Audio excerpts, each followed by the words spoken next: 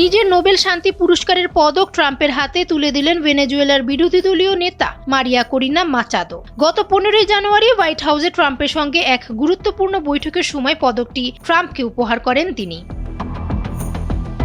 ট্রাম্পের সঙ্গে সরাসরি প্রথমবার সাক্ষাতেই মাচাদো নিজের নোবেল পুরস্কার উপহার করেন তাকে। মাচাদো এই সাক্ষাৎকে চমৎকার বলে জানান, ভেনেজুয়েলার জনগণের স্বাধীনতার প্রতি তার প্রতিশ্রুতির স্বীকৃতি স্বরূপ তিনি এটি করেছেন। ট্রাম্প মাচাদোর পদক পাওয়ার পর সামাজিক যোগাযোগ মাধ্যমে কৃতজ্ঞতা জানিয়েছেন।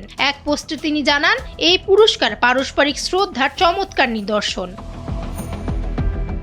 গেল সপ্তাহে মাচাদো নিজের নোবেল পুরস্কার ট্রাম্পের সঙ্গে ভাগ করার ঘোষণা দিলেও তা নাকচ করেছে নোবেল কমিটি। তারা স্পষ্ট জানায়, পুরস্কার ঘোষণার পর তা বাতিল, ভাগ বা হস্তান্তর করা সম্ভব নয়। কমিটির মতে এই সম্মাননা হস্তান্তরযোগ্য নয় এবং তাদের সিদ্ধান্তই চূড়ান্ত ও চিরস্থায়ী।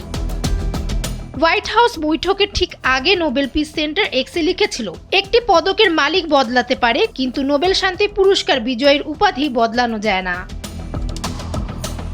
মার্কিন বাহিনী মাদুরোকে অপসারণের পর 2024 সালের নির্বাচনের দাবিদার মাচাদো মার্কিন সমর্থন পাবে বলে ভাবা হয়েছিল। তবে ট্রাম্প তাকে সমর্থন না দিয়ে ভারপ্রাপ্ত প্রেসিডেন্ট দেলসি রদ্রিগেজের সঙ্গেই কাজ শুরু করেন।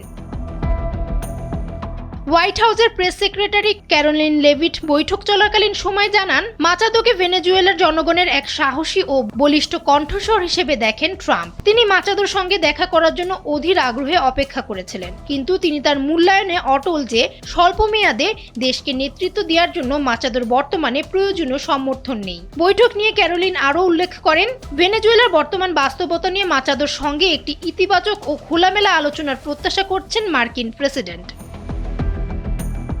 উল্লেখ্য, এর আগে ভারত পাকিস্তান সহ 8টি যুদ্ধ থামানোর দাবি করে ট্রাম্প বলেছিলেন তারই নোবেল শান্তি পুরস্কার পাওয়া উচিত। পরবর্তীতে ভেনেজুয়েলার মাচাদো নোবেল পাওয়ার পর তিনি নিজেই বলেছিলেন ট্রাম্পই এই নোবেল পাওয়ার যোগ্য।